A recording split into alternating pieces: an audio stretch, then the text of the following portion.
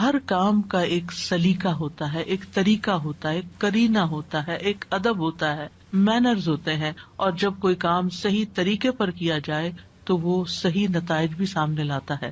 دعا کے آداب میں سے اہم ترین آداب، سب سے پہلے ہم باطنی آداب کی بات کریں گے کہ ہمارے اندر کیا ہونا چاہیے، ہماری سوچ میں کیا ہونا چاہیے۔ تو پہلی چیز ہے اخلاص اور پوری توجہ، یعنی جب بھی ہم اللہ سبحانہ تعالیٰ کی طرف رجوع کریں تو توجہ اور دھیان کے ساتھ کریں، اپنے آپ کو فوکس کریں، پوری یکسوئی کے ساتھ دعا مانگیں۔ ایسے ہی چلتے پھرتے غافل دل کے ساتھ یا سوچ کہیں اور ہے اور منہ سے کچھ اور بول رہے ہیں تو وہ ٹھیک ہے، آپ کی زبان کا ذکر تو ہو جائے گا لیکن دعا کا حق ادا نہیں ہوگا۔ قرآن مجید میں اللہ تعالیٰ فرماتے ہیں وَادْعُوهُ مُخْلِصِينَ لَهُ الدِّينَ، اور اس کے لیے دین کو، عبادت کو خالص کرتے ہوئے اس کو پکارو، یعنی جب اس سے دعا کرو تو پھر اپنے اندر اخلاص پیدا کرو۔ رسول اللہ صلی اللہ علیہ وسلم نے فرمایا اللہ سے قبولیت کے یقین کے ساتھ دعا مانگا کرو کہ اللہ تعالیٰ ضرور قبول کرے گا، اور جان لو کہ اللہ غافل اور لہو و لعب میں مشغول دل کی دعا قبول نہیں فرماتا۔ یعنی اگر آپ توجہ نہیں کرتے اللہ تعالیٰ کی طرف، آپ دھیان نہیں دیتے، آپ کا دل کہیں اور مشغول ہے، صرف زبان سے ہی آپ تکرار کیے چلے جا رہے ہیں تو وہ کافی نہیں، ایسی دعا فائدہ نہیں دے گی۔ دعا کے لیے توجہ ضروری ہے۔ عبد الرحمن بن یزید سے روایت ہے، وہ کہتے ہیں کہ ربیع جمعہ کے دن علقمہ کے پاس آیا کرتے تھے، جب میں وہاں نہ ہوتا تو ان کی طرف پیغام بھیج دیتے۔ تو ایک دفعہ جب وہ آئے، میں وہاں نہ تھا، تو علقمہ مجھ سے ملے، مجھ سے کہا کیا تم نے دیکھا نہیں کہ ربیع کیا بات کہتے ہیں؟ وہ کہتے ہیں کیا تم دیکھتے نہیں کہ لوگ کتنی زیادہ دعائیں کرتے ہیں اور ان کی کتنی کم قبول ہوتی ہیں؟ یہ اس لیے ہوتا ہے کہ اللہ عز و جل خالص دعاؤں کے علاوہ کوئی اور دعا قبول نہیں کرتا۔ یعنی جب تک آپ خالص ہو کے توجہ کے ساتھ دعا نہیں کرتے تو وہ اپنے ہدف تک نہیں پہنچتی، اس کا مقصد پورا نہیں ہوتا، کیونکہ وہ آپ صرف کہہ رہے ہوتے ہیں، مانگ نہیں رہے ہوتے۔ تو آپ کو مانگنا ہے، اور مانگنے کے لیے عاجزی بھی چاہیے، مانگنے کے لیے دل کی تڑپ بھی چاہیے، اور خلوص بھی چاہیے، اور بار بار کی تکرار بھی چاہیے، اور اصرار بھی چاہیے۔ وہ کہتے ہیں کہ میں نے کہا کیا عبداللہ نے بھی یہی نہیں کہا؟ انہوں نے پوچھا کہ عبداللہ نے کیا کہا ہے؟ انہوں نے کہا کہ عبداللہ نے بیان کیا کہ اللہ کسی لوگوں کو سنانے والے، یعنی جو شخص کسی کو سنانے کے لیے دعا کرتا ہے، ریاکار اور ہنسی مذاق سے دعا کرنے والے کی دعا قبول نہیں کرتا، صرف اس دعا کرنے والے کی دعا قبول کرتا ہے جس کے دل سے دعا نکلتی ہے، خلوص کے ساتھ دعا نکلتی ہے۔ یعنی بعض اوقات ہم دعا مانگ رہے ہوتے ہیں اور ہمارا مقصد نہیں ہوتا دعا کرنا، مقصد ہوتا بس کسی کو سنانا کہ ہم دعا کر رہے ہیں، یعنی وہ ہماری صرف ایک بات ہی ہوتی ہے، دعا نہیں ہوتی، دعائیا انداز میں ایک بات کر رہے ہوتے ہیں۔ تو بات کرنا کچھ اور ہے اور دعا کرنا کچھ اور ہے، اور لوگوں کو سنانا یا لوگوں کو دکھانا، یا جب لوگ سن رہے ہوں تو اس وقت دعائیں کرنا اونچی اونچی آواز میں، اور جب تنہائی میں بیٹھے ہیں، اکیلے ہیں تو کوئی دعا ہی نہیں، یا بہت مختصر سی دعا ہے۔ تو باطنی آداب میں سے کیا ہے کہ جب ہم اکیلے ہوں، تنہائی میں ہوں، پھر ہم اللہ سے کیا باتیں کرتے ہیں، کتنی توجہ کے ساتھ بات کرتے ہیں۔ دوسری بات یہ ہے کہ سچے دل سے دعا کرنا۔ امام احمد بن حنبل رحمہ اللہ سے کہا گیا کہ ہمارے اور رحمان کے عرش کے درمیان کتنا فاصلہ ہے؟ سوال کیا کسی نے، یعنی کتنا فاصلہ یہاں سے عرش تک کا؟ انہوں نے کہا سچے دل سے سچی دعا کرنا، یعنی جب آپ سچے دل سے سچی دعا کرتے ہیں تو آپ کی دعا عرش تک جا پہنچتی، رب العالمین تک پہنچ جاتی، بس اتنا ہی فاصلہ ہے۔ انی قریب، اللہ تعالیٰ قریب ہے، دور نہیں ہے، اسی لیے وہ سنتا ہے ہماری۔ سبحان اللہ، اللہ تعالیٰ عرش پر ہوتے ہوئے ہمارے دلوں کے حال جانتے ہیں، اور ہماری چپکے کی ہوئی باتیں اور دعائیں اور آہیں اور پکار وہ سب بھی سنتے ہیں۔ پھر قبولیت کے یقین کے ساتھ دعا کرنا۔ نبی صلی اللہ علیہ وسلم نے فرمایا تم میں سے کوئی شخص اس طرح دعا نہ کرے کہ اے اللہ اگر تو چاہے تو میری بخشش کر دے، اگر تو چاہے تو مجھ پر رحم کر دے، اگر تو چاہے تو مجھے روزی دے دے۔ نہیں، بلکہ پختگی کے ساتھ سوال کرنا چاہیے، کیونکہ اللہ جو چاہتا ہے کرتا ہے، اللہ پہ کوئی جبر کرنے والا نہیں۔ تو پکی پکی دعا کریں کہ اللہ تعالیٰ یہ چاہیے، ایسا ہی چاہیے، اصرار کے ساتھ، تکرار کے ساتھ، خلوص کے ساتھ۔ اور پھر قبولیت دعا کے بارے میں پریشان نہ ہو کہ ہم نے تو خلوص بھی اور تکرار، اصرار سب کچھ کر لیا، پھر بھی ہماری دعا قبول نہیں ہوئی۔ عمر بن خطاب کہتے ہیں میں دعا کی قبولیت کے بارے میں پریشان نہیں ہوتا بلکہ میں دعا کے بارے میں پریشان ہوتا ہوں. تو جب تمہارے دل میں دعا مانگنے کا خیال ڈال دیا جاتا ہے کہ مانگو تو دعا کی قبولیت اس کے ساتھ ہی ہوتی ہے، یعنی قبولیت بھی ساتھ ہی آ جاتی ہے. تو اس لیے قبولیت ہو جائے گی اگر تم نے مانگ لیا، اپنا فرض پورا کر لیا. پھر یہ کہ خشوع و خضوع اور عاجزی کے ساتھ دعا کرنی چاہیے، یعنی دل کو حاضر کر کے اللہ سبحانہ تعالیٰ کے سامنے اپنی بندگی کا اظہار کر کے کہ میں کچھ نہیں ہوں، میں بہت کمزور انسان ہوں، میں فقیر ہوں، تو بادشاہ ہے، میرے ہاتھ میں کچھ نہیں، ہر چیز کا مالک تو ہے. جب انسان اس طرح اپنی عاجزی کو ظاہر کر کے دعا کرتا ہے تو بھی دعا قبول ہوتی ہے. ابو موسیٰ اشعری کہتے ہیں ہم ایک سفر میں رسول اللہ صلی اللہ علیہ وسلم کے ساتھ تھے. جب ہم کسی وادی میں اترتے تو لا الہ الا اللہ اور اللہ اکبر کہتے اور ہماری آواز بلند ہو جاتی تو نبی صلی اللہ علیہ وسلم نے فرمایا اے لوگو اپنی جانوں پر رحم کرو، کیونکہ تم کسی بہرے یا غائب کو نہیں پکار رہے، وہ تو تمہارے ساتھ ہی ہے، بے شک وہ سننے والا تم سے بہت قریب ہے، بے شک وہ سننے والا بہت قریب ہے. انہ سمیع قریب تبارک اسمہ وتعالی جدہ، اس کا نام برکتوں والا ہے اور اس کی عظمت بہت ہی بڑی ہے. پھر یہ کہ اپنی بے بسی اور اللہ تعالیٰ کی نعمتوں کا اقرار کرتے ہوئے دعا کرنا. ہمیں زکریا علیہ السلام کے بارے میں پتہ چلتا ہے قرآن مجید سے کہ انہوں نے کہا قال ربی انی وہن العظم منی واشتعل الرأس شیبا ولم اکن بدعائک رب شقیا. اے رب میری ہڈیاں کمزور ہو گئی ہیں، میرا سر بڑھاپے سے بھڑک اٹھا ہے، بال سفید ہو گئے ہیں، اور اے میرے رب میں تجھ سے مانگ کر کبھی نامراد نہیں ہوا. یعنی میرے اینڈ پر کوئی چیز کام نہیں کر رہی لیکن تیرے اینڈ پہ سب کچھ کام کرتا ہے، لہذا میں ابھی بھی مایوس نہیں ہوں. دعا میں جب کچھ چیزیں جمع ہو جاتی ہیں تو پھر دعا قبولیت کا درجہ پاتی ہے، جس میں اللہ تعالیٰ کی بارگاہ میں اپنی کمزوری، اپنی محتاجگی، اپنی عاجزی کا اظہار کرنا، عاجزی اور انکساری، لاچاری اور بے بسی، پھر ساتھ ساتھ اللہ کی تعریف بھی کرنا. یعنی ایک طرف اپنی کمزوری کا ذکر کرنا، اللہ میں تو گناہ گار ہوں اور تو بخشنے والا ہے، اللہ میں تو اپنی جان پہ ظلم کرنے والا ہوں اور تو ہم پر مہربان ہے. یعنی ایک طرف اپنی کمزوری کا اظہار اور دوسری طرف اللہ کی رحمت اور اللہ تعالیٰ کی بہترین صفات کا اقرار، وہ ساتھ ساتھ چلے. پھر اس کی نعمتوں کا اقرار کہ اللہ تو نے مجھے یہ بھی نعمت دی میرے مانگے بغیر، تو نے مجھے یہ بھی عطا کر دیا میرے مانگے بغیر، تو مجھے یہ بھی عطا کر دے. یعنی پھر اپنی حاجت رکھے. یعنی اس سے دعا کے اندر ایک خوبصورتی پیدا ہو جاتی ہے. یعنی مانگنے والے کا جو انداز ہوتا ہے اس پر بھی بہت ڈپینڈ کرتا ہے. اب دیکھیں ایک شخص آپ کے پاس آتا ہے اور روڈلی بات کرتا ہے اور اپنی کوئی ضرورت بتاتا ہے، آپ کیا کریں گے؟ ٹھہر جاؤ، کرتے ہیں تو ہماری خبر لیتے ہیں. آپ شاید کر بھی لیں کچھ اس کے لیے لیکن اس محبت سے نہیں. ایک شخص آتا ہے، وہ بڑی محبت سے آپ سے بات کرتا ہے، آپ کے احسانات کا ذکر کرتا ہے، آپ کی کوئی تعریف کر دیتا ہے اور اس کے بعد اپنی کوئی ضرورت رکھتا ہے تو آپ اپنی وسعت سے بڑھ کے بھی شاید اس کی مدد کرتے.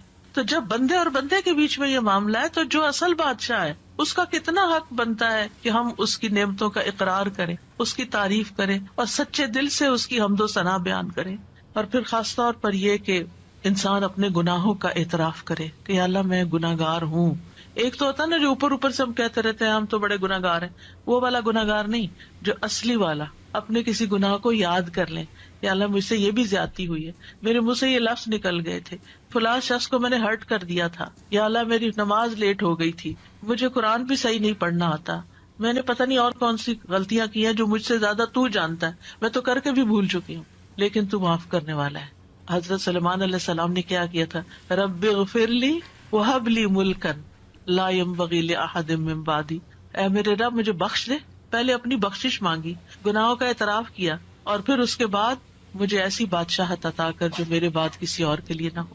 تو یہ اقرار بڑا ضروری ہے. فاعترفت بذنبی، اللہ میں اپنے گناہوں کا اعتراف کرتا ہوں. اور پھر آپ دیکھیے گڑ گڑا کے دعا مانگنی چاہیے، تضرعا وخفیہ. سورۃ الاعراف میں آتا ہے ادعوا ربکم تضرعا وخفیہ انہ لا يحب المعتدین.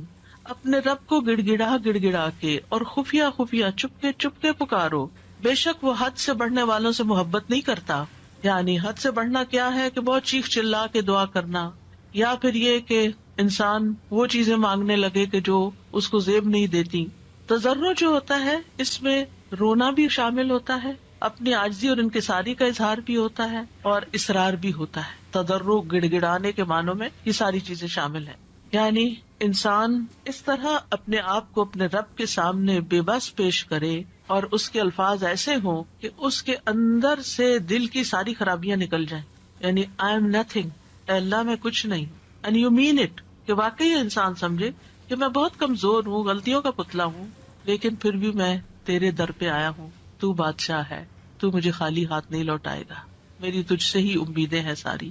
آپ دیکھیے نبی صلی اللہ علیہ وسلم سے بڑھ کر کون عبادت گزار تھا؟ سب سے زیادہ عبادت تو نبی صلی اللہ علیہ وسلم نے کی، لیکن بدر کے دن ان کا اللہ تعالیٰ کے آگے رونا اور گڑ گڑانا اور پھر اپنے ہاتھوں کو اٹھا اٹھا کے دعا کرنا وہ ہم سب جانتے ہیں. صحیح مسلم میں آتا ہے غزوہ بدر کے موقع پر اللہ کے نبی صلی اللہ علیہ وسلم قبلہ رخ ہوئے، پھر دعا کے لیے اپنے ہاتھوں کو اٹھایا اور اپنے رب سے گڑ گڑا کے دعا مانگنا شروع کی. اللہم انجز لی ما وعدتنی، اللہم آتی ما وعدتنی، اللہم ان تہلک ہذہ العصابۃ من اہل الاسلام لا تعبد فی الارض. اے اللہ میرے لیے اپنے کیے ہوئے وعدے کو پورا فرما، اے اللہ اپنے وعدے کے مطابق معاملہ فرما. اے اللہ اگر اہل اسلام کی یہ جماعت ہلاک ہو گئی تو زمین پر تیری عبادت نہ کی جائے گی. اور یہ صرف ایک دفعہ جملہ نہیں انہوں نے بولا، بار بار یہی کہتے تھے اللہ اپنے وعدوں کو پورا کر دے، اللہ اپنے وعدے پورے کر دے. آپ صلی اللہ علیہ وسلم برابر اپنے رب سے اپنے ہاتھ دراز کیے ہوئے، ہاتھ اٹھا کے قبلے کی طرف منہ کر کے دعا مانگتے رہے، یہاں تک کہ آپ کی چادر آپ کے شانے سے گر پڑی. یعنی کندھے پہ جو چادر اڑی تھی وہ نیچے گر گئی، یعنی اتنا ہاتھ اٹھایا کہ وہ چادر بھی گر گئی. بس ابو بکر رضی اللہ عنہ آپ کی طرف آئے، آپ کی چادر کو اٹھایا، اسے آپ کے کندھے پہ ڈالا، پھر آپ کے پیچھے سے آپ کو لپٹ گئے اور عرض کیا اللہ کے نبی آپ کی اپنے رب سے دعا کافی ہو چکی، ان قریب وہ آپ سے کیے ہوئے اپنے وعدے کو پورا فرمائے گا. اگر ہم سے کسی نے وعدہ کیا ہو کہ میں تمہارا یہ کام کر دوں گا، اگر ہم سے اللہ نے وعدہ کیا ہو کوئی کہ یہ ہو جائے گا، تو پھر اس کے بعد ہماری دعائیں کتنی ہوگی؟ ہم تو دعا ہی نہیں کریں گے، ہم کہیں گے وہ تو آلریڈی کانٹریکٹ ہو چکا ہے، وعدہ ہو چکا ہے، اب تو ہو ہی جائے گا نا، بس ہو ہی جائے گا، اب کیا فکر، اب ٹکٹ لے لی ہے، ویزا لگ گیا ہے، اب تو عمرے پہ جانا پکا ہو گیا، ہو ہی جائے گا. نہیں، یہ ٹکٹ اور ویزا نہیں لے کے جاتا آپ کو، یہ اللہ کا اذن، اللہ کی طرف سے رحمت، اللہ کی طرف سے عنایت آپ کو لے کے جاتی. اور جب تک آپ اس کے گھر تک پہنچ نہیں جاتے مسلسل دعا کرتے رہیں، مانگ مانگ کے اللہ سے نیکیوں کے موقع لیتے رہیں. کسی بھی موقع پر کوئی بھی نیکی کا کام کرنا ہو، اب مثلا نماز پڑھنے جا رہے ہیں آپ، تو آپ اللہ تعالیٰ سے دعا کریں، اللہ تعالیٰ نماز تو پڑھنے جا رہی، خوشبو آپ نے ڈالنا ہے، میرا دل آپ نے لگانا ہے، میرے لیے اس نماز کو آنکھوں کی ٹھنڈک آپ نے بنانا ہے، اس نماز میں میری محبت آپ نے ڈالنی. کیونکہ نیکی کے کام بھی فار گرانٹیڈ نہ لیا کریں، یہاں ہو جائیں گے، بس یہ تو فرض ہے نا، ادا کر لیں گے، وضو کر لیا نا، جانماز بچھی ہوئی، کیا مشکل ہے، میں چلی جاؤں گی. نہیں، وہاں تک جانے کی توفیق بھی اللہ دیتا ہے، اور اچھا سا کام کرنے کی توفیق بھی اللہ تعالیٰ ہی دیتا ہے. اس لیے اس سے مانگتے رہے، چھوٹی چھوٹی چیزیں، یعنی جو بھی کام کرتے رہے. کھانا پکانے جا رہے ہیں تو دعا کریں یا اللہ بہت اچھا سا بن جائے. کوئی بھی کام، کسی سے کوئی ڈیل کرنے جا رہے ہیں، بازار جا رہے ہیں، کچھ خرید رہے ہیں، کچھ بھی کر رہے ہیں، تو دل میں اللہ تعالیٰ کو پکارتے رہیں، اللہ تعالیٰ سے کنیکشن ڈیولپ کریں، اللہ تعالیٰ سے راز و نیاز کیا کریں، اللہ تعالیٰ کو اپنے دل کے قریب محسوس کیا کریں. قریب و مجیب، وہ قریب بھی ہے، جواب بھی دیتا ہے، دعائیں قبول کرتا ہے. اور پھر چپ کے یہ جو دعاؤں کی قسمیں جو میں نے ذکر کی ہیں ابھی، یہ ساری خفیہ دعائیں، دل میں، دائیں بائیں کسی کو نہیں پتا آپ کیا کر رہے ہیں، لیکن مانگتے چلے جائیں. زکریا علیہ السلام کے بارے میں اللہ تعالیٰ نے خاص طور پہ فرمایا، ذکر رحمت ربک عبدہ زکریا اذ نادى ربہ نداء خفیا. یہ آپ کے رب کی اس رحمت کا ذکر ہے جو اس نے اپنے بندے زکریا پر کی جب اس نے اپنے رب کو چپ کے پکارا، چپ کے کسی کو نہیں پتا کیا مانگ رہے ہیں. اللہ تعالیٰ نے قرآن میں کھول دیا کیا مانگا، کیسے مانگا، سب کچھ ہمیں بتا دیا، وہ اپنے رب کو بتا رہے تھے. تو انسان کو چاہیے کہ پوشیدہ دعائیں بھی کرے، کیونکہ اللہ تعالیٰ کو یہ پسند ہے.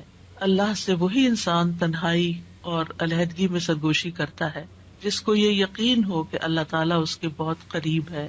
حسن بن ابی حسن کہتے ہیں کہ ہم نے اپنے زمانے میں ایسے لوگ پائے جو اپنے نیک اعمال میں سے جس عمل کو مخفی رکھنے پر قدرت رکھتے اس کو اتنا مخفی رکھتے کہ کسی کو پتہ نہیں چلتا تھا، چھپا کے عمل کیا کرتے تھے. اور دعا بھی اس میں سے ایک ہے، یعنی آپ دعا کریں چپ کے چھپا چھپا کے صرف اپنے رب کے ساتھ شیئر کریں. اب دیکھیں آپ اپنے سیکریٹس کس کے ساتھ شیئر کرتے ہیں؟ جس سے آپ کو سب سے زیادہ محبت ہوتی، جو آپ کے سب سے زیادہ قریب ہوتا ہے، صرف فزیکلی نہیں، جو آپ کے دل کے قریب ہوتا ہے. تو اللہ سے بڑھ کر ہمارے دل کے قریب کون ہو سکتا ہے؟ اور اللہ سے بڑھ کر ہمیں محبت کس سے ہونی چاہیے؟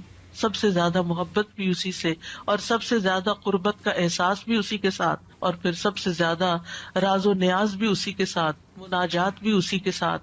تو جب انسان چپ کے دعا کرتا ہے تو اس کے بہت سے فائدے ہوتے ہیں. ایک تو انسان کے ایمان میں اضافہ ہوتا ہے کہ اللہ تعالیٰ خفیہ دعا سنتا ہے. دوسرا یہ ہے کہ اللہ سبحانہ تعالیٰ رب کائنات ہے، بادشاہ ہے. کسی بادشاہ کے دربار میں جا کے آپ کیسے بات کرتے، کس ٹون کے ساتھ، کتنا لاؤڈ؟ کبھی کسی کو دیکھا کہ کسی ڈگنیٹری کے پاس جا کے چیخ چلا کے بات کر رہا ہو؟ اللہ سبحانہ تعالیٰ کے سامنے تو ہمارا ادب اور احترام اور بھی زیادہ ہونا چاہیے. یعنی اللہ سے محبت کا مطلب یہ نہیں کہ ہم پھر اللہ تعالیٰ سے ایسے باتیں کریں جیسے کسی بچے سے باتیں کر رہے ہیں، جیسے اپنے بچوں سے لاڈ کر رہے تھے، ایسے تھوڑی.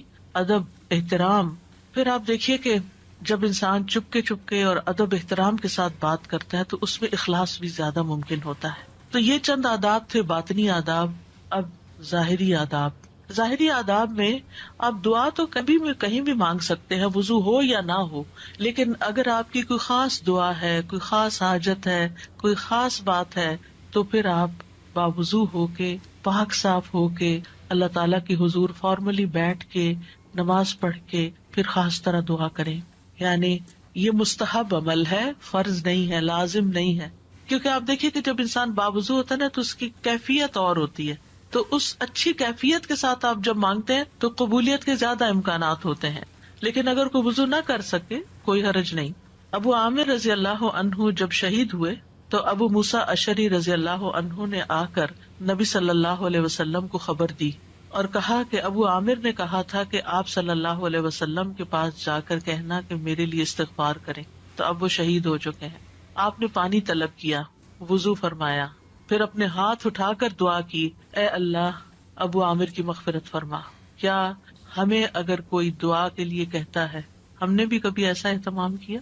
پھر ہم اپنی اور رسول اللہ صلی اللہ علیہ وسلم کی امت کے لیے جو خیر خواہی ہے اس کا فرق دیکھ لیں کہ کوئی اگر ہمیں کہتا ہے کہ ہمارے لیے دعا کر دیں تو ہم اس کو الٹا بوجھ سمجھ لیتے. اور اس حدیث سے یہ بھی پتہ چلتا ہے کہ کسی کو اپنی بخشش کی دعا کے لیے کہنے میں کوئی حرج نہیں، اور خاص طور پر اپنے قریبی دوستوں اور اپنے بچوں کو یہ وصیت بھی کرنی چاہیے کہ خصوصاً مرنے کے بعد ہماری بخشش کی دعا ضرور کریں.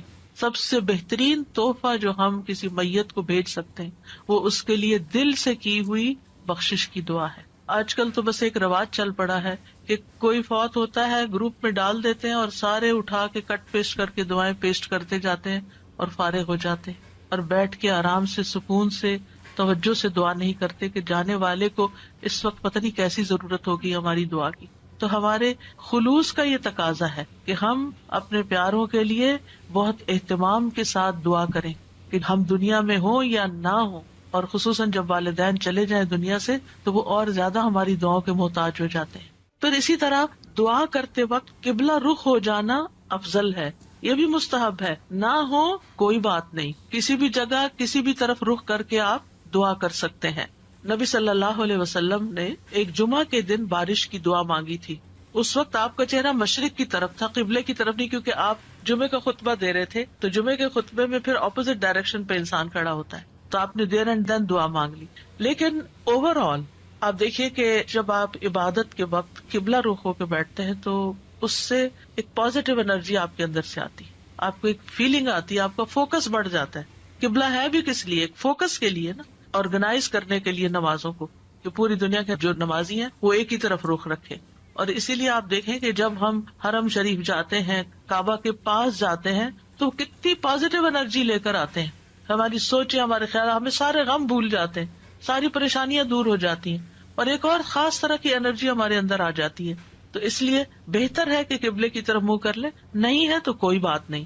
علی بن ابی طالب سے روایت ہے، ایک مرتبہ ہم رسول اللہ صلی اللہ علیہ وسلم کے ساتھ سفر پر روانہ ہوئے. جب ہم ہرہ میں اس سیراب کی ہوئی زمین پر پہنچے جو سعد بن ابی وقاص کی ملکیت میں تھی، تو رسول اللہ صلی اللہ علیہ وسلم نے فرمایا، میرے لیے وضو کا پانی لاؤ.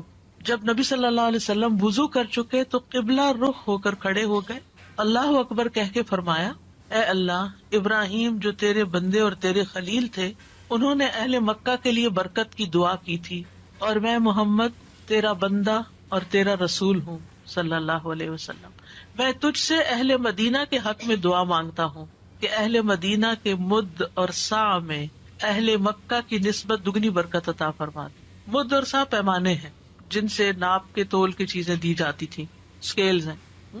تو کس طرح نبی صلی اللہ علیہ وسلم نے اہتمام کے ساتھ دعا مانگی، اور ابراہیم علیہ السلام کی پریکٹس کو سامنے رکھتے ہوئے، اس کا ایک طرح سے واسطہ دیتے ہوئے کہ آپ نے ان کی دعا بھی سنی تھی، مدینہ والوں کے لیے میری دعا سنیں، اور آپ اس برکت کو محسوس کرتے ہیں جب آپ وہاں جاتے ہیں۔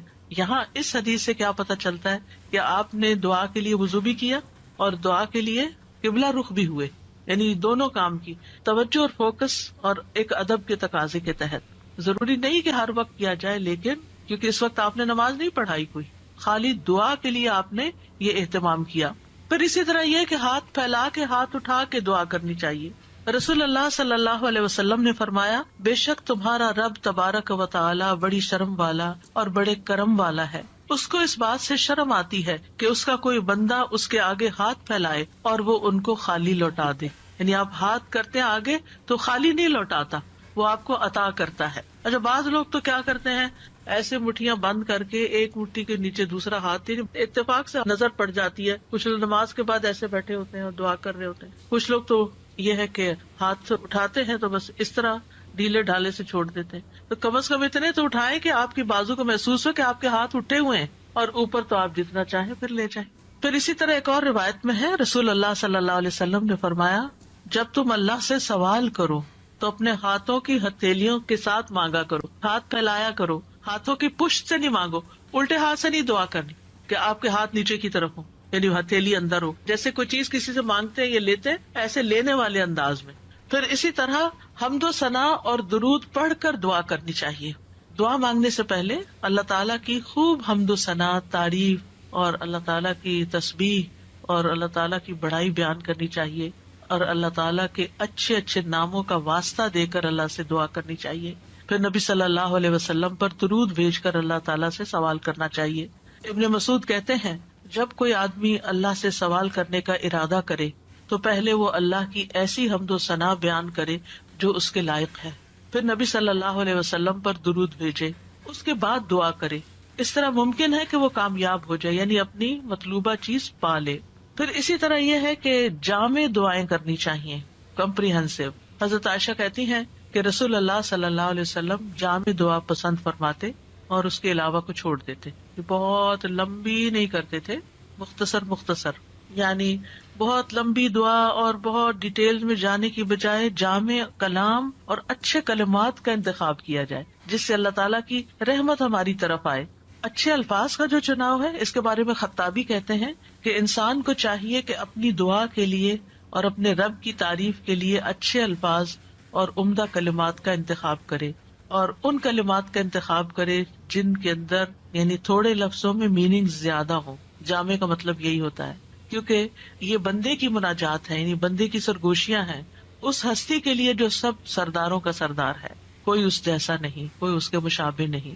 آپ دیکھیے کہ جب آپ کسی ایسے شخص کو کچھ نوٹ بھیجتے ہیں، چاہے وائس نوٹ ہو، چاہے لکھ کر بھیجیں، جس کا آپ احترام کرتے ہوں، جس کو کوئی اہمیت دیتے ہوں، تو آپ کس طرح بات کرتے ہیں، کون سے الفاظ استعمال کرتے ہیں؟ سب سے اچھے الفاظ استعمال کرتے ہیں، خوبصورت انداز میں بات کرتے ہیں، اور اگر آپ کو اپنی بات پسند نہ آئے تو آپ کیا کرتے ہیں؟ میسج ڈیلیٹ کرتے، تو یہ ٹھیک نہیں ہے، دوبارہ کرتے ہیں، اور ایسے انداز میں بات کرتے کہ دوسرے کو سمجھ آ جائے۔ تو اللہ سبحانہ تعالیٰ سے ہم اس طرح بات کریں کہ جو خوبصورت الفاظ پر مبنی، الفاظ کا چناؤ بھی اچھا ہو، لیکن اس چناؤ میں تصنع نہیں ہو، آرٹیفیشلٹی نہیں ہو، تکلف نہیں ہو، یہ پسند نہیں کیا گیا۔ ابن عباس کہتے ہیں کہ دعا میں قافیہ بندی سے پرہیز کرنا، یعنی پوئٹری نہیں بنا لیں دعا کو، کیونکہ میں نے رسول اللہ صلی اللہ علیہ وسلم اور آپ کے صحابہ کو پایا کہ وہ ہمیشہ اس سے اجتناب کرتے تھے۔ پھر اسی طرح دعا میں مبالغے سے پرہیز کرنا چاہیے۔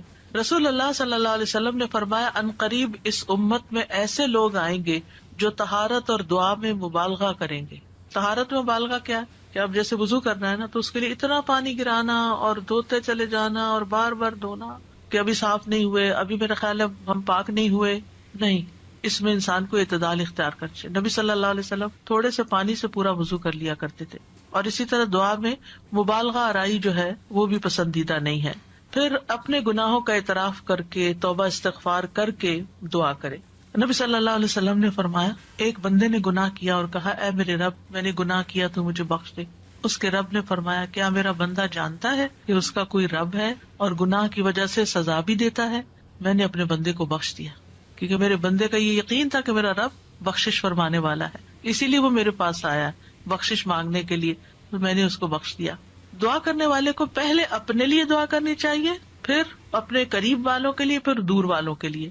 جیسے قرآن مجید میں آتا ہے ابراہیم علیہ السلام کی دعا، ربنا اغفر لی ولوالدی وللمؤمنین یوم یقوم الحساب. اللہ مجھے بخش دے، میرے والدین کو بخش دے اور سارے مومنوں کو بخش دے قیامت کے دن. رسول اللہ صلی اللہ علیہ وسلم جب کسی کا ذکر کرتے ہوئے اس کے لیے دعا کرتے تو پہلے اپنے لیے کرتے. پھر اسی طرح تکرار اور اسراء سے دعا کرنی چاہیے. نبی صلی اللہ علیہ وسلم جب دعا کرتے تو 3 مرتبہ دعا کرتے، ہر دفعہ نہیں لیکن جو خاص دعائیں ہوتی. رسول اللہ صلی اللہ علیہ وسلم نے فرمایا جو شخص 3 مرتبہ اللہ سے جنت مانگے، جنت کہتی ہے اللہم ادخلہ الجنہ. یعنی آپ جب نماز میں یا بعد میں دعا کرتے ہیں کہ اللہم انی اسألک الجنہ، اللہم انی اسألک الجنہ، اللہم انی اسألک الجنہ، تو جنت کہتی ہے اللہم ادخلہ الجنہ. پھر اسی طرح جو بھی ضرورت ہو اس کے لیے صرف 1-8 دفعہ دعا کر کے چھوڑ نہ دی جائے، بلکہ کثرت سے مانگتے رہیں. ابو درداء کہتے ہیں جو کثرت سے دروازہ کھٹکھٹاتا ہے قریب ہے اس کے لیے کھول دیا جائے، جو کثرت سے دعا مانگتا ہے قریب ہے کہ اس کی دعا قبول کر لی جائے. پھر اسی طرح پوری کوشش لگا دینی چاہیے، اللہ کی رحمت سے مایوس نہیں ہونا چاہیے. یہ نہیں کہنا چاہیے کہ 20 سال ہو گئے یہ دعا کرتے ہوئے ابھی تک قبول نہیں ہوئی. نہیں، مانگتے رہیں. ہر دعا کی قبولیت کا ایک وقت ہے. یعقوب علیہ السلام کی دعا کتنے سالوں میں جا کے قبول ہوئی، بعض کہتے ہیں 40 سال بعد، اس سے بھی زیادہ بتاتے ہیں. اسی طرح ابراہیم علیہ السلام کی جو دعا نبی صلی اللہ علیہ وسلم کے بارے میں تھی کئی ہزار سال کے بعد وہ قبول ہوئی. پھر اسی طرح باقی پیغمبروں کی بھی جو دعائیں ہیں، یعنی ہم دیکھتے ہیں دونوں طرح سے معاملات ہیں، فوری طور پر بھی اور تاخیر سے بھی، کیونکہ یہ اللہ تعالیٰ کو پتا ہے کہ ہمارے لیے کیا بہتر ہے. کیونکہ بعض اوقات اگر ہماری کوئی دعا فوری قبول ہو جائے تو ہو سکتا ہے کہ وہ ہمارے لیے نقصان دہ ہو جائے. پھر حلال روزی کا اہتمام کرنا. نبی صلی اللہ علیہ وسلم نے ایک شخص کا ذکر کیا جو طویل سفر کرتا ہے، پریشان ہے اور اس کے بال خاک آلود ہو رہے ہیں. وہ اپنے ہاتھ آسمان کی طرف پھیلا کر کہتا ہے اے رب اے رب، حالانکہ اس کا کھانا حرام، اس کا پینا حرام، اس کا پہننا سب حرام چیزوں سے ہے، اسے حرام ہی سے خوراک دی گئی، پھر اس کی دعا کیسے قبول ہو؟ اس کا یہ مطلب نہیں کہ اگر انسان سے اتنے گناہ ہو چکے ہیں یا وہ حرام کام کرتا رہا ہے تو اب دعا ہی نہ کرے. نہیں، پھر بھی دعا کرے اور اس غلطی کا اعتراف کر کے پھر اللہ سے مانگے تو انشاءاللہ اس کی دعا بھی قبول ہوگی. پھر اسی طرح جب انسان خوشحالی کی حالت میں ہو، آسودگی ہو، سب کچھ ہے، پھر بھی دعائیں مانگے کہ اللہ ان نعمتوں کو برقرار رکھنا، اور خاص طور پر آخرت کی مانگتا رہے. رسول اللہ صلی اللہ علیہ وسلم نے فرمایا جو شخص چاہتا ہو کہ اللہ خوشی اور غم کے وقت اس کی دعا قبول کر لے تو اسے چاہیے کہ وہ خوشحالی اور آسودگی میں بکثرت دعا کرے. پھر یہ ہے کہ بد دعا نہ کی جائے، نہ اپنے لیے نہ اپنے اہل و عیال کے لیے. وہ آتا ہے نا کہ وَيَدْعُ الْإِنسَانُ بِالشَّرِّ دُعَاءَهُ بِالْخَيْرِ وَكَانَ الْإِنسَانُ عَجُولًا. اور انسان برائی کی اسی طرح دعا کرتا ہے جیسے وہ بھلائی کی دعا کرتا ہے، یعنی بد دعا کر لیتا ہے اپنے لیے، اور انسان بہت جلد باز ہے. رسول اللہ صلی اللہ علیہ وسلم نے فرمایا اپنے اوپر بد دعا نہ کرو، نہ اپنی اولاد پر بد دعا کرو، نہ اپنے خادموں پر بد دعا کرو، نہ اپنے مال پر بد دعا کرو. کہیں ایسا نہ ہو کہ قبولیت کی گھڑی ہو جس میں اللہ تعالیٰ سے کچھ مانگا جائے اور وہ قبول کر لے. کیونکہ بعض اوقات انسان غصے میں آ کے، بعض اوقات ہرٹ ہو کے زبان سے کوئی ایسے الفاظ نکال دیتا ہے، جیسے بچوں کے بارے میں بعض اوقات غصہ آتا ہے انسان کو تو پھر بہت شدید بعض اوقات وہ پریشان کرتے ہیں. تو ایسی صورت میں زبان پہ آتے آتے بعض اوقات کچھ لفظ رک جاتے ہیں تو اس میں ان کی ہدایت کی دعا مانگنی چاہیے. ایک بات یاد رکھیے کہ جب انسان اپنے پورے جذبات میں ہوتا ہے نا، چاہے وہ غصہ ہو، غم ہو، خوشی ہو، ایکسائٹمنٹ ہو، کچھ بھی ہو، اس وقت انسان بڑے دل سے دعا کرتا ہے. ان گھڑیوں کو کیش کرے. کہ عام طور پر تم ڈھیلے ڈھیلے ٹھنڈے ٹھنڈے دعائیں مانگ رہے ہوتے ہیں نا، کوشش کر کر کے فوکس کر رہے ہوتے ہیں، لیکن جس وقت ہم سخت پریشان ہوتے ہیں یا سخت ضرورت پڑ جاتی ہے، کچھ کھو جاتا ہے، کچھ ہو جاتا ہے ایسا کہ جو ہمارے اوپر بہت گراں گزرتا ہے، تو ہم ہل جاتے ہیں. وہ جو ہلنا ہے نا، اس وقت آپ اپنے رب کو بہت شدت سے پکاریں، تو وہ شدت جو ہے وہ انشاءاللہ فائدہ دے گی. یعنی اپنے آپ کو ڈائیورٹ کر لیں، بجائے غصہ لوگوں پہ نکالنے کے اور غلط باتیں کرنے کے کہ جو پلٹ کے اپنے اوپر ہی آئے. کیونکہ اگر آپ کسی کو بھی بد دعا دیتے ہیں اور وہ اس کا اہل نہیں، تو واپس آپ پر ہی آ جائے. تو اس لیے بہت احتیاط کی ضرورت ہے. تو چینلائز کر لیں اپنے غصے کو، چینلائز کر لیں اپنے غم کو، چینلائز کر لیں اپنی انتہائی ایکسائٹمنٹ کو. اس طرح پھر انسان کے اندر سے دعا نکلتی ہے، آنسو بھی آ جاتے ہیں اور انسان اللہ تعالیٰ کو اپنے قریب محسوس کرتا ہے. پھر اسی طرح گناہ یا قطع رحمی کی دعا نہیں کرنی چاہیے. یعنی گناہ تو یہ ہے کہ انسان کسی غلط کام کا سودا کر رہا ہے اور اس کے لیے دعا کرے اور آپ سے بھی کہے کہ آپ دعا کریں، حالانکہ وہ غلط کام کرنے جا رہا ہے، تو اس کے لیے دعا نہیں کرنی چاہیے. دوسرا یہ ہے کہ قطع رحمی نہ ہو. قطع رحمی کیا ہوتی ہے کہ مثلاً کوئی کہے اپنے کسی بچے کے بارے میں یا اللہ اس کو میری آنکھوں سے دور کر دے، اس قسم کی دعائیں نہیں کرنی چاہیے. یہ بددعا میں شامل ہو جاتی ہے. اور جلد بازی نہیں کرنی چاہیے کہ بس فوراً ابھی قبول ہو نہیں تو میں تو آئندہ دعا نہیں کروں. اب آپ دیکھیے کہ دعا کے معاملے میں ایک اور چیز بھی ہے، اور وہ ہے دعا میں وسیلہ اختیار کرنا. تو دعا میں کچھ وسیلے جائز ہیں، کچھ جائز نہیں. جائز وسیلے کیا ہیں؟ نمبر 1، اسماء حسنی کو وسیلہ بنا کے دعا کرنا.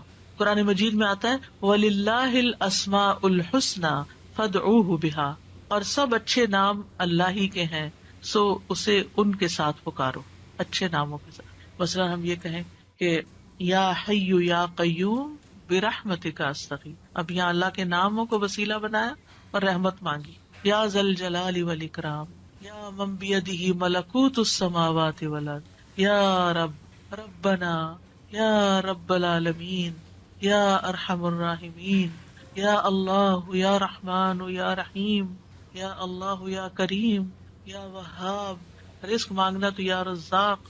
اس طرح اللہ تعالیٰ کے ناموں کو وسیلہ بنا کے آپ دعا کر سکتے ہیں. کچھ تو وہ نام ہیں جن میں اسم اعظم بھی ہے، اور نبی صلی اللہ علیہ وسلم نے ان ناموں کے ساتھ دعا کی ہے جو مشہور یا حیّ یا قیوم وغیرہ. لیکن یہ ہے کہ چونکہ ایک عمومی ہدایت ہے کہ اللہ کے ناموں کے ساتھ دعا کی جائے، تو کسی بھی نام کو جو آپ کو بہت اچھا لگتا ہے، اللہ تعالیٰ کی کوئی بھی پیاری صفت، اس کے ساتھ اللہ کو پکار کے آپ اللہ تعالیٰ سے دعا کریں. کیونکہ یہ بھی ایک محبت کا اظہار ہوتا ہے نا، جس سے آپ محبت کرتے ہیں اس کے آپ ہر نام سے ہی پیار کرتے ہیں، بلکہ نئے نئے نام رکھتے رہتے ہیں. یا قریب یا مجیب بھی کہہ سکتے ہیں. پھر فرشتے بھی آپ دیکھیں کہ اللہ کے ناموں کو وسیلہ بنا کر دعا کرتے ہیں. الذین یحملون العرش ومن حولہ یسبحون بحمد ربہم ویؤمنون بہ ویستغفرون للذین آمنوا. کیا کہتے ہیں؟ ربنا وسعت کل شیء رحمتا وعلما، اے ہمارے رب تو نے ہر چیز کو اپنی رحمت اور علم سے گھیر رکھا ہے. تو یہ اللہ کے ناموں کو وسیلہ بنا رہے ہیں ایک طرح سے. اس کے بعد کہتے ہیں فاغفر للذین تابوا، اللہ جو توبہ کرتے ہیں، واتبعوا سبیلک، تیرے رستے پہ چلتے ہیں، ان کو بخش دے، وقہم عذاب الجحیم، اور انہیں جہنم کے عذاب سے بچا لے. انبیاء علیہ السلام بھی اللہ کے ناموں کا وسیلہ اختیار کرتے ہیں. حضرت سلیمان نے عرض کیا تھا قال رب اغفر لی وہب لی ملکا لا ينبغی لأحد من بعدی انک انت الوہاب، تو بہت عطا کرنے والا ہے، تو مجھے بھی عطا کر. پھر اسی طرح یوسف علیہ السلام نے دعا کی تھی رب قد آتیتنی من الملک وعلمتنی من تأویل الاحادیث فاطر السماوات والارض انت ولی فی الدنیا والآخرہ توفنی مسلما والحقنی بالصالحین. تو یہاں پر فاطر السماوات والارض یہ اللہ تعالیٰ کے نام لیا گیا ہے. نبی صلی اللہ علیہ وسلم کو بھی جب کوئی مشکل پیش آتی تو آپ فرماتے یا حی یا قیوم برحمتک استغیث. اور یہ قبولیت کے اسباب میں سے ہے اللہ کے ناموں کے ساتھ دعا کرنا جو ہے. رسول اللہ صلی اللہ علیہ وسلم مسجد میں داخل ہوئے تو دیکھا گیا کہ ایک شخص نے اپنی نماز پوری کر لی اور تشہد میں بیٹھا ہے اور کہہ رہا ہے اللہم انی اسألک یا اللہ الاحد الصمد الذی لم یلد ولم یولد ولم یکن لہ کفوا احد ان تغفر لی ذنوبی انک انت الغفور الرحیم. آپ صلی اللہ علیہ وسلم نے 3 بار فرمایا اس کو بخش دیا گیا ہے. یعنی اس دعا کے ساتھ آپ دیکھیں کہ اس میں اخلاص بھی ہے نا. یا اللہ الاحد الصمد الذی لم یلد ولم یولد ولم یکن لہ کفوا احد، یہ سورۃ اخلاص کا حصہ ہے. ان تغفر لی ذنوبی، میں توحید خالص کا اقرار کر کے اپنے گناہوں کی معافی مانگتا ہوں. پھر یا ذی الجلال والاکرام کو لازم پکڑ لینا چاہیے. نبی صلی اللہ علیہ وسلم نے فرمایا ان ناموں کے ساتھ چمٹے رہو، یعنی روزانہ ان ناموں کے ساتھ اللہ تعالیٰ سے دعا کرنی چاہیے. پھر یہ کہ ادب کے ساتھ اس کی صفت بیان کرتے ہوئے دعا کرنی چاہیے. پھر رب کے وسیلے سے دعا کرنی چاہیے. یعنی ابو درداء کہتے ہیں اللہ تعالیٰ مومنوں پر رحم فرمائے، وہ مسلسل یہی کہتے رہے ربنا ربنا ربنا ربنا، یہاں تک کہ ان کی دعا قبول کر لی گئی. اپنے نیک اعمال کو وسیلہ بنا کے دعا کرنا، یعنی یہ وسیلہ دے سکتے ہیں ہم. اور اس کی دلیل وہ غار والے ہیں جو غار میں پھنس گئے تھے. 3 لوگ انہوں نے اپنے اپنے نیک عمل کو وسیلہ بنا کر دعا کی تو غار کے دروازے یا دھانے سے بھاری پتھر ہٹ گیا جو 3 لوگ مل کے بھی ہٹا نہیں پا رہے تھے. پھر اپنے ایمان لانے کو وسیلہ بنا سکتے ہیں. الذین یقولون ربنا اننا آمنا فاغفر لنا ذنوبنا وقنا عذاب النار. جو لوگ کہتے ہیں اے ہمارے رب بے شک ہم ایمان لے آئے تو ہمارے لیے ہمارے گناہوں کو بخش دے، یعنی ہمارے ایمان کی وجہ سے ہمارے گناہوں کو بخش دے اور ہمیں آگ کے عذاب سے بچا لے. پھر زندہ نیک لوگوں کی دعا کے ساتھ وسیلہ پکڑنا، یعنی ان سے دعا کروانا. نیک لوگوں میں سے اگر کوئی آدمی زندہ ہے، آپ کے والدین ہیں، سارا وقت عبادت میں لگے رہتے ہیں، کوئی غیبت چگلی نہیں کرتے ادھر ادھر، نانا نانی دادا دادی بزرگ ہو جاتے ہیں نا، یا والدین بھی بزرگ آپ کے پاس ہیں اور آپ دیکھتے کہ سارا دن یا وہ تسبیح کر رہے ہیں یا وہ قرآن پڑھ رہے ہیں یا وہ نمازیں پڑھ رہے ہیں اور عمر کے اس حصے میں پہنچ گئے ہیں کہ اب وہ کوئی برا کام نہیں کرتے، تو ان سے بھی خاص دعا کروانی چاہیے. یعنی ان کے پاس جا کر کہنا آپ ہمارے لیے دعا کریں یا ان سے دعا کروائیں، تو یہ دراصل آپ ان کا وسیلہ پکڑ رہے ہیں. ایک طرح سے یہ بھی وسیلہ ہے. مثلاً آپ کہہ سکتے ہیں کہ آپ میرے لیے دعا کریں اللہ تعالیٰ مجھے بخش دے، یا اگر رزق کا معاملہ ہے تو رزق یا شفا چاہیے تو اللہ تعالیٰ سے دعا کریں اللہ تعالیٰ میری بیماری دور کر دے، یا جو بھی کوئی مسئلہ ہو. یا اسی طرح یہ کہ اگر بارش نہیں برس رہی ہے اور کوئی لوگوں کے لیے پرابلم ہو رہی ہے تو ان سے کہہ سکتے ہیں کہ وہ بھی خاص دعا کریں. حضرت عمر رضی اللہ عنہ جو تھے رسول اللہ صلی اللہ علیہ وسلم کے چچا عباس کی دعا کو انہوں نے وسیلہ بنایا تھا. انس بن مالک کہتے ہیں جب کبھی عمر رضی اللہ عنہ کے زمانے میں قحط پڑتا تو عمر رضی اللہ عنہ عباس بن عبد المطلب کے وسیلے سے دعا کرتے تھے اور فرماتے اے اللہ پہلے ہم تیرے پاس اپنے نبی کا وسیلہ لایا کرتے تھے تو پانی برساتا تھا، اب ہم اپنے نبی کے چچا کو وسیلہ بناتے ہیں تو ہم پر پانی برسا، یعنی ان سے بھی دعا کرواتے. تو انس رضی اللہ عنہ کہتے ہیں چنانچہ انہوں نے ایک دفعہ ایسے کیا تو خوب بارش برس پڑی. تو یہ جو کسی سے جا کے کہنا کہ آپ دعا کریں اس میں کوئی حرج نہیں، لیکن صرف ایک رسم بنا لینا ہر وقت دعا کے لیے کہتے رہنا، آپ دوسرے کے لیے دعا شروع کر دیں فرشتہ آمین کہے گا وہ آپ کو وہی لگ جائے گی. یعنی اس کو ایک رسم نہ بنائیں. یعنی لوگوں نے نا شدت اختیار کر لی ہے، ان ایکسٹریم پہ چلے گئے، یا ہر وقت یہی کہتے رہتے ہیں بس دعا کریں دعا کریں دعا، یا پھر دوسری طرف کہتے کسی کو بھی نہ کہیں دعا کریں. تو یہ دونوں چیزیں ٹھیک نہیں، اعتدال میں رہیں. ایک عورت اپنے بچے کو لے کر نبی صلی اللہ علیہ وسلم کی خدمت میں حاضر ہوئی اور عرض کیا اے اللہ کے نبی اس کے حق میں اللہ سے دعا کیجیے اور میں 3 بچوں کو دفن کر چکی ہوں، یعنی اس سے پہلے میرے 3 بچے فوت ہو چکے ہیں، آپ اس کے لیے دعا کیجیے. آپ نے پوچھا تم نے 3 بچوں کو دفن کیا؟ اس نے کہا ہاں. آپ نے فرمایا تم نے پھر جہنم سے ایک مضبوط بندش باندھ لی ہے، یعنی اللہ تعالیٰ تمہارے لیے ان بچوں کی وجہ سے آگ سے تمہیں بچا لے گا. تو یہ دعا کا ایک طرح سے وسیلہ بن گیا. اب کچھ وسیلے ناجائز بھی ہیں تو ان کا بھی پتہ ہونا چاہیے. ان میں سے فوت شدہ نیک آدمی کو وسیلہ بنانا اس کی ممانعت ہے. کیوں؟ اس لیے کہ وہ نہیں ہماری باتیں سنتے، وہ ہمارا حال نہیں جانتے. قرآن مجید میں سورۃ فاطر میں آتا ہے والذین تدعون من دونہ ما یملکون من قطمیر ان تدعوہم لا یسمعوا دعاءکم ولو سمعوا ما استجابوا لکم وَيَوْمَ الْقِيَامَةِ يَكْفُرُونَ بِشِرْكِكُمْ وَلَا يُنَبِّئُكَ مِثْلُ خَبِيرٍ. اور وہ جنہیں تم اس کے سوا پکارتے ہو وہ کھجور کی گٹلی کے چھلکے کے مالک بھی نہیں ہے. کتنی باریک سی، آپ رمضان آ رہا ہے نا تو کھجوریں کھائیں گے تو وہ چھلکا ضرور اتار کے دیکھیں کہ کیا چیز ہو، ہاتھ سے مسل دے تو نظر بھی نہیں آتا. یعنی اللہ کے سوا کوئی اتنی چیز کا بھی اصل مالک نہیں ہے. یہ ہم مانتے ہیں ہمارے پاس جو کچھ اللہ نے ہمیں دے رکھا ہے. فرمایا اگر تم انہیں پکارو تو وہ تمہاری پکار سنتے ہی نہیں. یہ جو لوگوں نے ایک ڈھنگ بنا رکھا ہے نا بزرگوں کی قبروں پہ جا کر ان سے کہتے ہیں آپ ہمارے لیے دعا کریں، بھی وہ فوت ہو چکے ہیں وہ کیسے سن سکتے ہیں؟ آپ کو اگر کوئی بے ہوش کر دے تو آپ کو کوئی بات نہیں سنائی دیتی، آپ سوئے پڑے ہو تو آپ کو سنائی نہیں دیتی، تو آپ فوت ہو کے کیسے کسی کی باتیں سننا شروع ہو گئے؟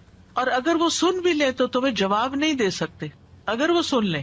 اللہ چاہے تو کسی کو بھی سنوا سکتا ہے. اور خاص طور پر جب میت کا حساب کتاب ہو رہا ہوتا ہے شروع میں، تو اس وقت وہ جوتوں کی چاپ وغیرہ سنتا ہے. اگر اس وقت کوئی کہے کہ اس وقت میں اس نیک انسان سے کہتا ہوں اور یہ سن رہا ہے کیونکہ جوتوں کی چاپ سن رہا ہے تو میری بات بھی سن لے گا، مستجابوا لکم، وہ تمہیں جواب نہیں دے سکتے، تمہارے لیے کچھ کر نہیں سکتے. اس وقت ان کو اپنی پڑی ہے، ان کا تو اپنا امتحان ہونے لگا ہے، وہ تمہارے لیے کہاں سے دعائیں کریں گے. اور قیامت کے دن تمہارے اس شرک کا انکار کر دیں گے. اور آپ کو خوب خبر رکھنے والے اللہ کی مانند کوئی بھی خبر نہیں دے سکتا. یہ اللہ تعالیٰ نے آپ کو بتایا ہے کہ یہ ممکن نہیں کہ مردے سے آپ جا کے کہو کہ آپ ہمارے لیے دعا کریں. اچھا، بعض لوگ کہتے ہیں وہ شہید ہوتے ہیں. شہید وہ ہوتے ہیں اور مردہ نہیں کہتے اس کو، لیکن ان کا بھی تعلق ہماری دنیا سے نہیں ہے، وہ اپنی جنتوں میں ہے. قرآن مجید میں ایسے لوگوں کی مذمت کی گئی ہے جو اپنے اور رب کے بیچ میں غیر اللہ کو وسیلہ بناتے ہیں. سورۃ الزمر میں آتا ہے الا للہ الدین الخالص والذین اتخذوا من دونہ اولیاء ما نعبدهم الا لیقربونا الی اللہ زلفی ان اللہ یحکم بینہم فیما ہم فیہ یختلفون ان اللہ لا یہدی من هو کاذب کفار. خبردار، خالص دین صرف اللہ ہی کا حق ہے. اور وہ لوگ جنہوں نے اس کے سوا اور حمایتی بنا رکھے، اللہ کو چھوڑ کے اوروں کو اپنا مددگار سمجھ رکھا ہے، وہ کہتے ہیں ہم ان کی عبادت نہیں کرتے مگر اس لیے کہ یہ ہمیں اللہ سے قریب کر دیں. ہم بزرگوں کی قبر پہ اس لیے جاتے ہیں کہ وہاں زیادہ دعا قبول ہوتی. یہ کہاں سے پتا چلا آپ کو؟ الا لیقربونا الی اللہ زلفی، اچھی طرح قریب کر دیں. یقیناً اللہ ان کے درمیان اس کے بارے میں فیصلہ کرے گا جس میں وہ اختلاف کر رہے ہیں. بے شک اللہ اس شخص کو ہدایت نہیں دیتا جو جھوٹا اور بہت ناشکرا ہو. ایسے لوگ پھر کسی کی سنتے بھی نہیں. آپ کو معلوم ہے نا، دور جاہلیت میں لوگ بتوں کی پوجا کرتے تھے، وہ ان کو خدا نہیں سمجھتے تھے. وہ کہتے تھے یہ خدا کے اوتار ہیں اور ہم یہ سمجھتے ہیں کہ ان کی سفارش سنی جاتی. اور وہ بت کن کے ہوتے تھے؟ پاسٹ کے نیک لوگوں کے، جیسے قوم نوح نے بت بنا لیے تھے. لیکن یاد رکھیے جو آیت ہم ریپیٹڈلی ہر روز سنتے ہیں اور ہر روز اس کا معنی جانتے ہیں، اس میں وَإِذَا سَأَلَكَ عِبَادِي عَنِّي فَإِنِّي قَرِيبٌ، کوئی واسطہ وسیلہ بیچ میں نہیں. میں خود اپنے بندے کے قریب ہوں، کسی اور کو بیچ میں لانے کی کیا ضرورت ہے؟ ڈائریکٹ اس کو پکارے. جیسے آپ اپنا کیس خود پیش کر سکتے ہیں، کوئی اور نہیں آپ کے لیے کر سکتا. جو چوٹ آپ کو لگی ہوئی ہے، جو غم آپ کے دل میں ہے، وہ کسی اور نے نہیں ایکسپیرینس کیا. لہٰذا اس دکھی ٹوٹے دل کے ساتھ جب اللہ سے مانگیں گے تو کیوں نہیں سنے گا؟ ضرور سنے گا. اب دعا کی قبولیت کے کچھ اوقات. اگرچہ انسان ہر وقت دعا کر سکتا ہے، لیکن کچھ ٹائم دوسرے ٹائمز کی نسبت زیادہ قبولیت والے ہوتے ہیں، جن میں سب سے پہلے آذان. حدیث میں آتا ہے آذان اور اقامت کے درمیان دعا رد نہیں کی جاتی، لیکن پہلے آپ اذان کا جواب دیں، اذان کے بعد والی دعا پڑھیں، درود پڑھیں اور پھر مانگیں، قبول ہو جائے گی. پھر فرض نمازوں کے بعد، سبحان اللہ، ہر روز 5 دفعہ فرض نماز ادا کرتے ہیں، اس کے فوراً بعد دعا قبول ہوتی ہے. ابو امامہ کہتے ہیں رسول اللہ صلی اللہ علیہ وسلم سے پوچھا گیا کون سی دعا زیادہ قبول ہوتی ہے؟ آپ نے فرمایا رات کے آخری حصے میں اور فرض نمازوں کے بعد مانگی جانے والی دعا. اس میں دونوں طریقے سے آپ مانگ سکتے ہیں. ایک سلام پھیرنے سے پہلے جہاں رب جل نہیں پڑھتے ہیں وہاں بھی اپنی دعائیں مانگ سکتے ہیں، اور دوسرے سلام کے بعد بھی یاد آئے تو اس وقت بھی مانگ سکتے ہیں. پھر دوران سجدہ رسول اللہ صلی اللہ علیہ وسلم نے فرمایا جہاں تک سجدے کا تعلق ہے تو اس میں خوب دعا کرو، یہ دعا اس لائق ہے کہ تمہارے حق میں قبول کی جائے. اور سجدے کی حالت میں انسان اللہ کے بہت قریب ہوتا ہے تو اس وقت خوب دعا کرنی چاہیے. کئی لوگوں کا سوال ہوتا ہے کہ کیا اس میں قرآنی دعا کر سکتے ہیں؟ جی، ایز اے دعا آپ کر رہے ہیں تو قرآن کے الفاظ بھی ہو تو پڑھ سکتے ہیں. ہاں، تلاوت نہیں کر سکتے لیکن دعا کر سکتے ہیں. مسنون دعائیں بھی کر سکتے ہیں. اپنی زبان میں نہیں باتیں کر سکتے وہاں، اللہ یہ کہ آپ نماز کے بعد کسی وقت دل چاہے اور آپ سجدے میں پڑھ کے اپنے دل کی باتیں کریں. پھر رات کا آخری حصہ، فجر کی اذان سے پہلے کا وقت، نبی صلی اللہ علیہ وسلم نے فرمایا تمام اوقات سے زیادہ بندہ پچھلی رات میں رب کے سب سے زیادہ قریب ہوتا ہے. بس اگر تم سے ہو سکے تو تم اس گھڑی کو یاد کرنے والوں میں سے بن جاؤ تو ضرور بن جاؤ، یعنی اس وقت تم ضرور اللہ کو یاد کرو، اس وقت دعائیں کرو. پھر جمعہ کے دن ایک خاص گھڑی. ابو ہریرہ روایت کرتے ہیں رضی اللہ عنہ کہ رسول اللہ صلی اللہ علیہ وسلم نے جمعہ کے دن کا تذکرہ کیا. آپ نے فرمایا اس میں ایک گھڑی ایسی ہے کہ کوئی مسلمان بندہ نماز پڑھتے ہوئے اللہ سے جو بھی مانگتا ہے اسے ضرور عطا کر دیا جاتا ہے. اب یہ کون سی گھڑی ہے؟ اس کے بارے میں ایک تو یہ اوپینین ہے کہ دن کا کوئی بھی حصہ بھی ہو سکتا ہے. دوسرا یہ ہے کہ امام جب خطبے کے لیے ممبر پر آ جاتا ہے. پھر ایک یہ کہ عصر کے بعد سے لے کے مغرب کے بیچ میں آتی. پھر لیلۃ القدر میں دعا کرنا. عرفہ کے دن حاجیوں کے لیے عرفہ کا دن ہم بھی کر لیں تو کیا حرج ہے، اگر ان کی سنی جا رہی تو رب ہماری بھی سن رہا ہے، لیکن وہ تو چونکہ مشقت اٹھا کے وہاں پہنچے ہیں تو اس لیے وہ زیادہ قریب ہے۔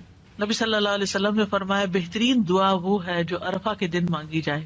حضرت عائشہ کہتی ہے کہ رسول اللہ صلی اللہ علیہ وسلم نے فرمایا اللہ عرفہ کے دن سے زیادہ کسی دن اپنے بندوں کو آگ سے آزاد نہیں کرتا، اور اللہ اپنے بندوں کے قریب ہوتا ہے، پھر فرشتوں کے سامنے اپنے بندوں پر فخر فرماتے ہوئے کہتا ہے یہ سارے بندے کیوں آئے ہیں یہاں، گھر بار چھوڑ کے مال خرچ کر کے اتنی تکلیف اٹھا کے یہاں کس لیے جمع ہے؟ تو ہم سب جانتے ہیں کہ آج کیوں کرتے ہیں کہ اللہ تعالیٰ ہمیں بخش دے اور ہم سے راضی ہو جائے اور ہمارا فرض بھی ادا ہو جائے۔ پھر اسی طرح بارش کے وقت کی دعا، یعنی جب بارش ہو رہی ہے، اور آپ لوگ بڑے خوش قسمت ہیں کہ یہاں اکثر بارش ہوتی رہتی ہے، برف بھی پڑتی ہے، تو اس وقت پریشان ہونے کی بجائے دعا کرنا شروع کر دیا کریں۔ آپ ڈرائیونگ کر رہے ہیں، بارش برسنا شروع ہو گئی، دعائیں شروع کر دیں۔ پھر مصیبت کے وقت، جیسے پہلے بھی میں نے عرض کیا نا کہ جب انسان جذبات کی پیک پہ ہوتا ہے تو اس وقت اس کے الفاظ اور ہی طرح کے ہوتے ہیں۔ رسول اللہ صلی اللہ علیہ وسلم نے فرمایا اگر مسلمان پر کوئی مصیبت آئے اور وہ اللہ کے حکم کے مطابق کہے انا للہ و انا الیہ راجعون، اللہم اجرنی فی مصیبتی واخلف لی خیرا منہا، اے اللہ مجھے میری مصیبت میں اجر دے اور میرے لیے اس کا بہترین نعم البدل عطا فرما، تو اللہ اس کو اس سے بہتر عطا فرماتے ہیں۔ اور جب بھی دل پہ غم کی گھٹا چھائے کسی بھی تکلیف کی وجہ سے، دیر اینڈ دین یہی دعا کیا کرے، اللہم اجرنی فی مصیبتی واخلف لی خیرا منہا، اللہ اس مصیبت پر تو مجھے اجر دے اور اس سے بہتر نعم البدل عطا کر دے۔ پھر اسی طرح زمزم پیتے وقت رسول اللہ صلی اللہ علیہ وسلم نے فرمایا زمزم کا پانی اس مقصد کے لیے ہے جس کے لیے وہ پیا جائے۔ پھر تلاوت قرآن کے بعد کی دعا، پھر مرغ کی آواز سنتے وقت، کیونکہ اس وقت وہ فرشتے کو دیکھ رہا ہوتا ہے۔ پھر مریض اور میت کے پاس، رسول اللہ صلی اللہ علیہ وسلم نے فرمایا جب تم مریض یا میت کے پاس جاؤ تو اچھی بات کہا کرو، کیونکہ فرشتے تمہاری بات پر آمین کہیں گے، یعنی اس وقت دعائیں کرنی چاہیے۔ ام سلمہ کہتی ہیں کہ رسول اللہ صلی اللہ علیہ وسلم ابو سلمہ جو ان کے ہسبینڈ تھے، ان کی میت پر تشریف لائے، ان کی آنکھیں کھلی رہ گئی تھی، آپ نے انہیں بند کیا اور فرمایا جب روح قبض ہو جاتی ہے تو آنکھیں اس کا پیچھا کرتی ہیں، یعنی روح جب لے کے جاتے ہیں فرشتے تو آنکھیں پیچھے پیچھے دیکھتی ہیں، اس کا جسم کا ایک حصہ چلا گیا یعنی اس کی روح چلی گئی تو اس کو کیا کرنا چاہیے، آنکھیں بند کر۔ اور ویسے بھی آپ دیکھیں اگر باڈی اکڑ جائے اور میت کی آنکھیں کھلی رہ جائے تو بڑا خوفناک سا سین ہو جاتا ہے۔ اسی دوران گھر کے کچھ لوگ رونے چیخنے لگے تو آپ نے فرمایا اپنے متعلق خیر ہی کی دعا مانگا کرو، رونے کا فائدہ نہیں، اچھی دعا مانگو کیونکہ فرشتے تمہاری دعا پر آمین کہتے ہیں۔ پھر وہ لوگ جن کی دعائیں قبول ہوتی ہیں، ان میں مجاہد فی سبیل اللہ اور حج اور عمرہ کرنے والا۔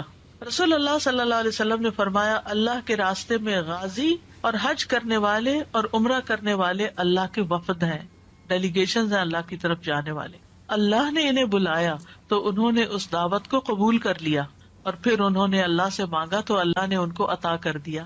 پھر مظلوم، مسافر اور والد کی دعا، نبی صلی اللہ علیہ وسلم نے فرمایا 3 قسم کے لوگوں کی دعائیں قبول ہوتی ہیں اور ان کی قبولیت میں کوئی شک و شبہ نہیں۔ نمبر 1 مظلوم کی دعا، اس میں مثال ہے نوح علیہ السلام کی۔ مسافر کی دعا، اس میں مثال ہے موسیٰ علیہ السلام کی۔ اور والد کی اپنی اولاد کے لیے دعا، ابراہیم علیہ السلام کی۔ اسی طرح اولاد جو اپنے والدین کے لیے دعا کرتی ہے، نبی صلی اللہ علیہ وسلم نے فرمایا جنت میں آدمی کا درجہ بلند کر دیا جاتا ہے تو وہ کہتا ہے کہ یہ کیسے ہوا؟ کہا جاتا ہے تمہاری اولاد کے تمہارے حق میں استغفار کے سبب، تمہاری اولاد تمہارے لیے دعائیں کر رہی تھی اس لیے تمہیں اپ گریڈ کر دیا گیا۔ پھر اسی طرح کسی کی غیر موجودگی میں اس کے لیے دعا کرنا، یعنی منہ پہ تو لوگ دعائیں دے ہی دیتے ہیں لیکن جب آپ سامنے ہی نہیں ہے، آپ کو خبر ہی نہیں ہے تو آپ کے لیے کوئی دعا کر رہا ہے، وہ بہت ویلیوبل دعا ہے۔ پھر روزے دار کی دعا جب تک کہ وہ افطار نہ کر لے۔ پھر اللہ کا کثرت سے ذکر کرنے والا اور عادل حکمران۔ پھر وضو اور اللہ کا ذکر کر کے سونے والا، اس کی دعا۔ وہ شخص جو رات کو آنکھ کھلنے پر یہ دعا پڑھے، اس کے کارڈ بھی چھپے ہوئے ہیں، لا الہ الا اللہ وحدہ لا شریک لہ لہ الملک ولہ الحمد وہو علی کل شیء قدیر، الحمد للہ وسبحان اللہ ولا الہ الا اللہ واللہ اکبر ولا حول ولا قوة الا باللہ، ثم قال، پھر کہے اللہم اغفر لی، اے اللہ مجھے بخش دے۔ یا پھر کوئی اور دعا مانگے تو وہ بھی قبول ہوگی۔ پھر اگر وہ وضو کرے اور نماز پڑھے تو اس کی نماز قبول ہو جائے گی۔ پھر وہ لوگ ہیں جن کی دعا قبول نہیں ہوتی، قرآن مجید میں آتا ہے فادعوا وما دعاء الکافرین الا فی ضلال، فادعوا تم دعا کرو اور کافروں کی دعا تو اکارت ہی ہے، کیونکہ وہ اللہ سے تھوڑی مانگتے ہیں. کوئی جیزس سے مانگ رہا ہے اور کوئی بتوں سے مانگ رہا ہے اور کوئی کسی سے. اللہ کے لیے تو مخلص ہو کے اخلاص کے ساتھ دعا کرتے ہی نہیں ہے. اور اخلاص والی دعا کیا ہے؟ جو ہر شرک سے پاک ہو. پھر جو لوگ نیکی کا حکم نہ دیں اور برائی سے نہ روکیں، ان کی دعائیں قبول نہیں ہوتی. عائشہ رضی اللہ تعالیٰ عنہ کہتی ہیں، ایک مرتبہ رسول اللہ صلی اللہ علیہ وسلم میرے پاس تشریف لائے تو مجھے آپ کے چہرے سے محسوس ہوا کہ آپ کی طبیعت میں کچھ گھٹن ہے. آپ نے وضو کیا اور کوئی بات کیے بغیر واپس چلے گئے. میں نے حجروں سے قریب ہو کر سنا تو آپ فرما رہے تھے، اے لوگوں، بے شک اللہ عز و جل فرماتا ہے کہ نیکی کا حکم دیا کرو اور برائی سے روکا کرو، اس سے پہلے کہ تم مجھے پکارو اور میں تمہاری دعائیں قبول نہ کروں. تم مجھ سے سوال کرو اور میں تمہیں کچھ عطا نہ کروں. تم مجھ سے مانگو اور میں تمہیں نہ دوں. پھر اسی طرح ناسمجھ کو مال یا اختیار دینے والے کی دعا.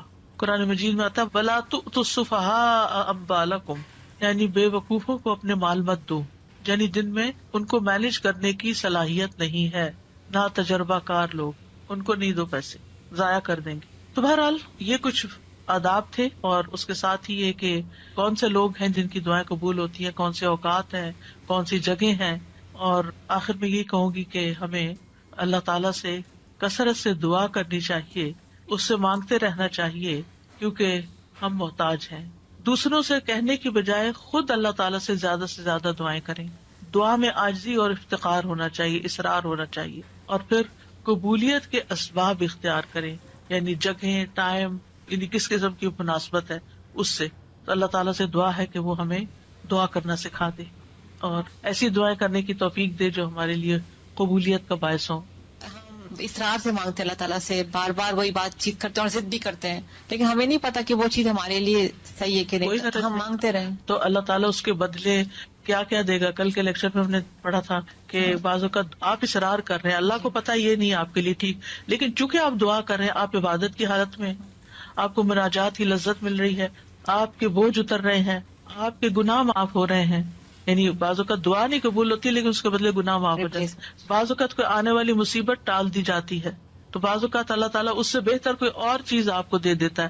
سو مینی ویز آف قبولیت دعا. السلام علیکم استاذہ جی. یہ جیسے زندگی میں بہت ناراضگیاں ہیں، ہسبینڈ سے لڑائی ہو گئی ہے اور ہسبینڈ کی اچانک ڈیتھ ہو گئی، تو پہلے تو اتنا لڑی ہوئی تھی کہ چھوڑ کے چلی گئی وہ، اور پھر پیر پکڑ کے معافیاں مانگی بعد میں. تو مطلب یہ کہ بعد میں معافی، وہ پتہ نہیں ہسبینڈ نے معاف کیا یا نہیں، تو جا چکے تھے. وہ کہتی ہیں کیا میری معافی ہو گئی ہوگی؟ ہسبینڈ کے لیے بھی کثرت سے دعا کریں اور اپنی بخشش کے لیے بھی کریں. اللہ معاف کرنے والا. اللہ تعالیٰ کو وہ بندہ جو گناہ کرنے کے بعد پلٹ آتا ہے وہ بہت پسند ہے. ایک اور، جیسے جب ہم نماز پڑھ رہے ہوتے ہیں تو ایسے اللہ تعالیٰ کی بڑائی بیان کرتے ہیں، جیسے سبحان اللہ و بحمدہ عدد، تو وہ ہم درود شریف اس کے بعد پڑھیں اللہ کی بڑائی بیان کر کے. نماز کے اندر درود شریف اینڈ میں اتحیات کے بعد ہے، اس وقت ہوگا، اور اس کے بعد دعائیں ہوں گی. دعائیں رب جلنی جو پڑھتے ہیں وہ درود شریف کے بعد ہی پڑھتے ہیں نا. جی جی، یہ کہہ کے بھی پڑھ سکتے ہیں نا، یا بدیع السماوات یا حیو یا قیوم انی اسالک، یہ بھی کہہ کے اسٹارٹ کر کے پڑھ سکتے ہیں. بالکل. جزاک اللہ.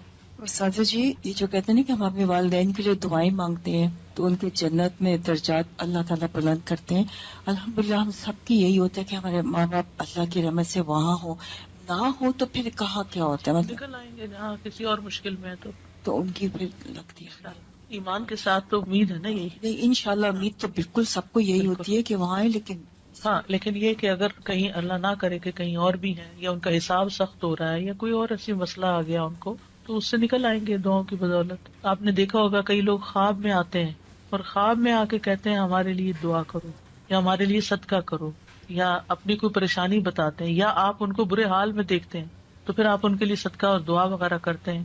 میں کہیں پڑھ رہی تھی کہ کسی کے اوپر قرض تھا اور اس نے خواب میں اپنے بیٹے کو بتایا کہ میرے پیسے فلاں جگہ رکھے ہیں، اس سے قرضہ ادا کر دو. تو یہ اللہ کی مدد ہی ہوتی ہے. تو اچھے حال میں بھی انسان دیکھتا ہے، اچھے حال میں بھی دیکھتا ہے تو انشاءاللہ اچھے ہوں گے. لیکن یہ غیب کے معاملات ہیں جن کا ہمیں بہت کم علم دیا گیا، کوئی گارنٹی نہیں کہہ سکتا کسی کی بھی نہیں. میری امی نے جب قرآن لکھا تھا نا ترجمہ، تو انہوں نے خواب میں دیکھا تھا کہ ان کے والدین ہیں اور ان کو 2 بڑی بڑی کرسیاں اور اس کے ان پر تاج پہنایا جا رہا ہے. تو اولاد کیوں نہ نیکیاں کرے پھر اور ایسے بچوں کو اور ایسے اولادوں کو اللہ تعالیٰ توفیق دے کہ وہ ایسے نیک کام کریں جو ان تک ہمارے بڑوں سے بڑوں تک بخشش کا وسیلہ بنے.